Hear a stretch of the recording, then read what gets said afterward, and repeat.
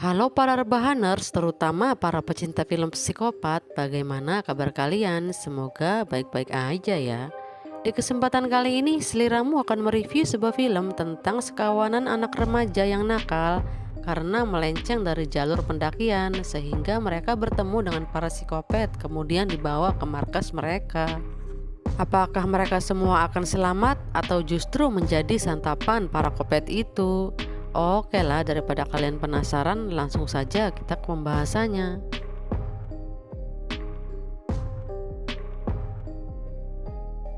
Film dimulai dengan diperlihatkannya seorang pria yang bernama Mark yang sedang mencari putrinya yang hilang.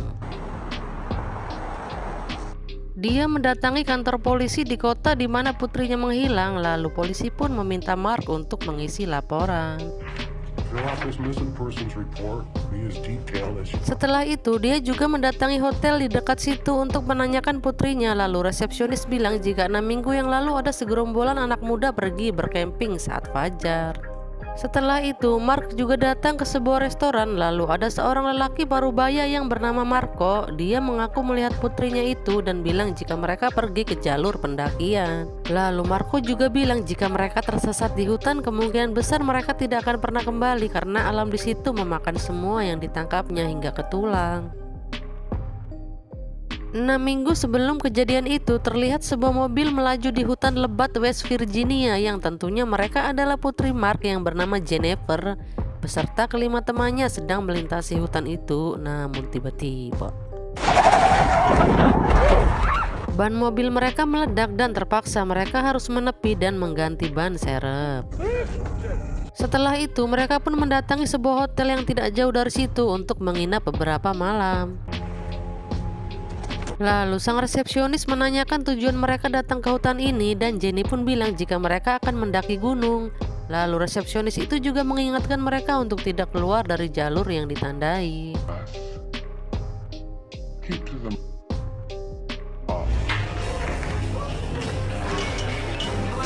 Malam pun poek, di mana mereka semua mendatangi sebuah kafe. Lalu terlihat seorang pria yang bernama Marco mendatangi mereka dan menanyakan tujuan mereka datang kemari. Lalu mereka pun mengatakan jika mereka akan mendaki gunung dan Marco bilang jika ada sesuatu yang berbahaya di atas sana. Marco pun menawarkan diri untuk menjadi pemandu mereka, namun mereka menolaknya. Setelah Marco pergi, Adam pun nyeletuk dan Marco mendengar perkataan Adam yang tidak sopan. Lalu Marco pun terlihat kesal kepada mereka.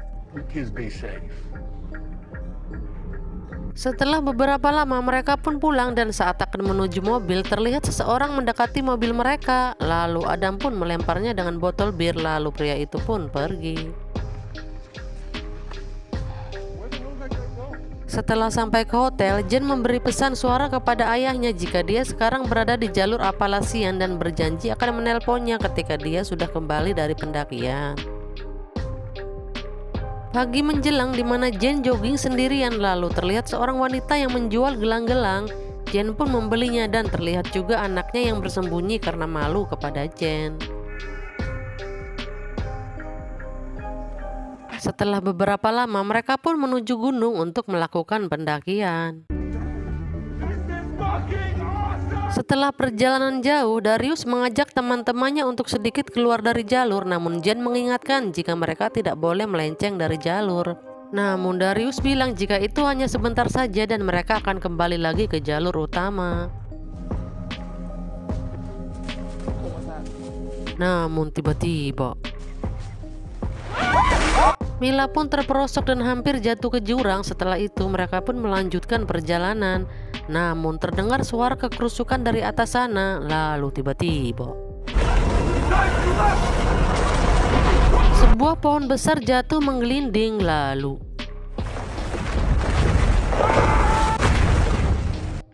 anak-anak terjatuh, begitupun dengan Darius dan Jen. Namun terlihat Louis yang menangis sesenggukan karena melihat kekasihnya Gary tewas tertimpa pohon itu.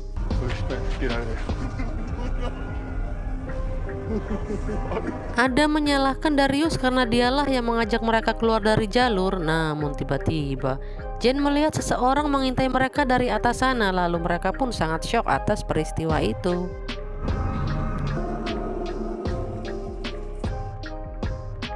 Malam pun poek setelah mereka berjalan sangat jauh, lalu mereka pun tersadar kalau mereka semua tersesat. Karena cuaca hujan, mereka pun mendirikan tenda dan beristirahat di dalamnya. Namun tiba-tiba Jenny terbangun dan melihat bayangan seseorang dari luar tenda. Pagi menjelang di mana mereka terbangun dari tidurnya dan mendapati Mila sudah tidak ada di situ. Lalu mereka pun tersadar jika mereka tidur di area kuburan. Saat Jenny memeriksa tasnya, dia mendapati ponselnya hilang, begitupun dengan teman-temannya yang kehilangan ponsel juga. Lalu Jen pun bilang jika semalam ada seseorang yang mendatangi mereka dari luar tenda. Adam sangat marah karena ulah para orang-orang itu, karena takut Mila diculik mereka pun mencarinya. Namun tiba-tiba terlihat anak kecil di balik pohon yang pernah Jenny temui di kota. Lalu Adam pun mengejarnya hingga dia terjatuh. Setelah itu Jen menyuruh bocil itu untuk pergi. Namun tiba-tiba kaki Adam terjebak rantai yang menariknya hingga dia masuk ke sebuah lubang. Dan saat Darius akan menolongnya, seekor ular menyerangnya dan mereka pun memutuskan untuk melanjutkan perjalanan. Setelah jauh mereka berjalan, mereka pun menemukan sebuah saung yang terdapat banyak sekali kacamata dan juga ponsel. Lalu dari kejauhan terlihat dua orang dengan kostum aneh membopong Adam dan Darius pun mengejar mereka lalu mengatakan jika mereka telah membunuh Adam. Namun tiba-tiba Adam menggaplok makhluk itu karena dikira telah menculik dan membunuh Jenny. Lalu Adam pun membantainya hingga makhluk itu pun moket.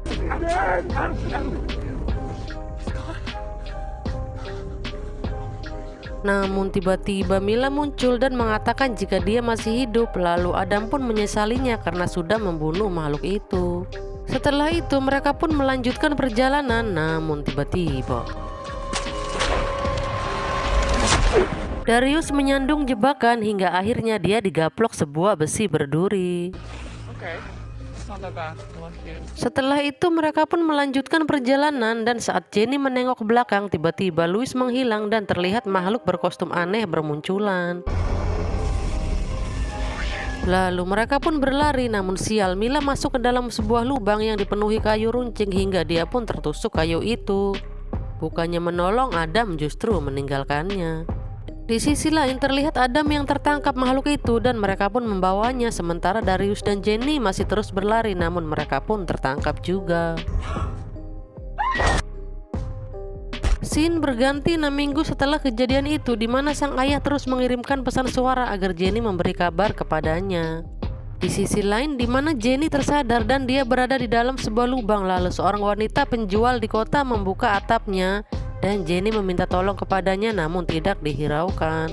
Keesokan harinya wanita itu kembali datang dan memberinya sebuah tangga untuk Jenny bisa naik ke atas. Terlihat Adam, Darius, dan Louis disekap oleh mereka, lalu mereka pun ditutup dengan karung lalu dibawa menuju markas orang-orang itu. Setelah sampai, penutup kepala mereka pun dibuka dan mereka dibawa ke ruang pengadilan.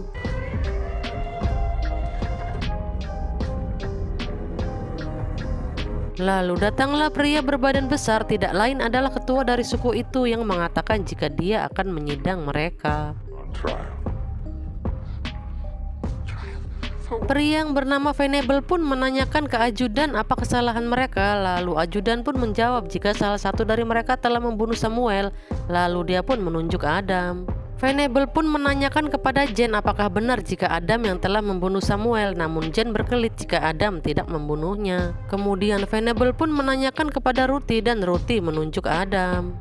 Mendengar itu, Adam pun berontak dan mengancam akan membunuh Ruthie jika mereka tidak membiarkannya pergi. Namun tiba-tiba Ruthie menusuknya dengan pisau hingga Adam tersungkur, lalu mereka pun kembali ditutup dengan karung. Selang beberapa lama penutup mereka pun dibuka dan mereka menyaksikan Adam sudah terikat dengan keadaan terbaring. Lalu Venable mengambil sebuah kayu yang Adam gunakan untuk membunuh Samuel dan Jenny memohon kepada Venable untuk membebaskan Adam. Namun tiba-tiba Venable membunuh Adam sama persis seperti Adam membunuh Samuel hingga kepalanya pun remuk. Kemudian Venable menyuruh pengawalnya untuk membawa mereka dan memberi mereka sebuah hukuman kegelapan. Tiba saat eksekusi, Louis ditarik dan Venable pun mencolokkan besi panas ke matanya hingga Louis tidak bisa melihat, kemudian memasukkannya ke dalam penjara bawah tanah. Tiba saatnya Darius dieksekusi, kemudian Jane bernegosiasi untuk menjadikan mereka budak karena Darius punya keahlian bisa mendesain rumah dan juga membuat listrik. Sementara Jenny menawarkan diri untuk dijadikan istri ketua suku dan akan memberikannya keturunan. Venable pun menyetujuinya dan meminta mereka untuk setia menjadi warganya. Selang beberapa lama, Darius pun dijadikan kawan oleh para pengawal di situ. Sementara Jenny dibawa ke rumah ketua suku untuk berkawin dengannya. Scene berganti di mana sang ayah masih terus mencarinya dan dia pun membuat pertemuan dengan resepsionis hotel untuk mencari informasi. Resepsionis itu bilang jika putrinya dan kawan-kawan pasti sudah keluar dari jalur dan bertemu dengan suku fundamental yang menyebabkan mereka tidak bisa pulang. Pagi menjelang di mana Mark bersiap-siap untuk pergi ke jalur pendakian, namun resepsionis bilang jika itu sangat berbahaya untuknya. Kemudian resepsionis mengatakan jika dia bersedia untuk membantunya, dibawalah Mark ke seseorang yang mengetahui jalur naas itu. Lalu pria yang bernama Ed langsung memintanya uang dan Mark pun memberinya $5.000 untuk bisa membantunya mencari putri di jalur naas itu. Gak pakai lama mereka pun pergi ke jalur itu dan Ed melihat sebuah jebakan lalu memotongnya.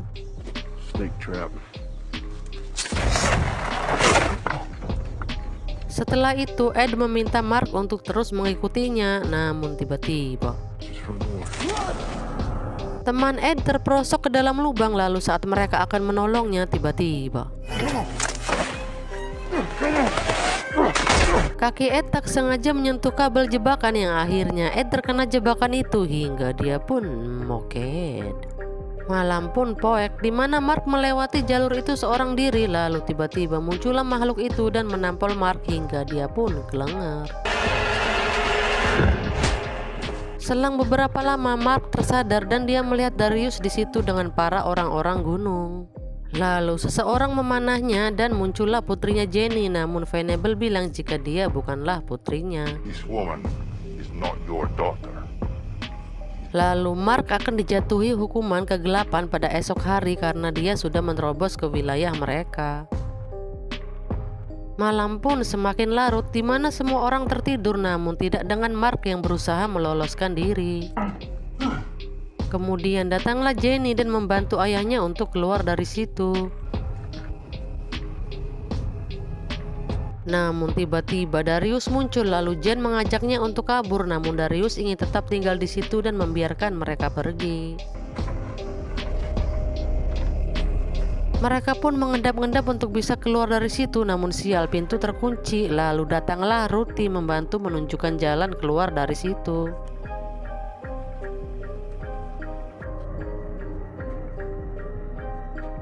Jane mengajak Ruthie untuk ikut bersamanya, namun Ruthie menolaknya. Kemudian mereka pun berjalan ke sebuah lorong yang terdapat banyak orang di penjara bawah tanah dengan mata yang buta. Lalu terlihat Louis dengan kondisi yang sangat menyedihkan. Jenny pun menembaknya agar dia tidak menderita lagi.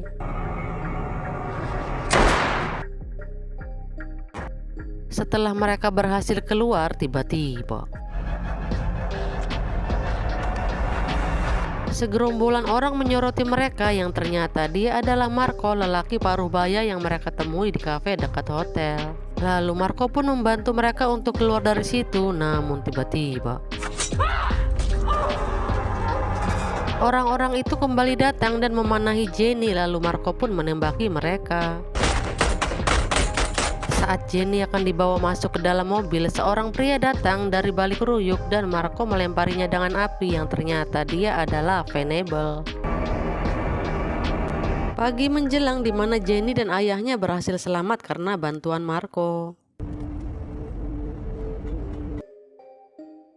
Scene berganti beberapa minggu setelah kejadian itu, terlihat Jenny mendatangi tempat kerja ayahnya, lalu dia pun pergi dan pulang ke rumah.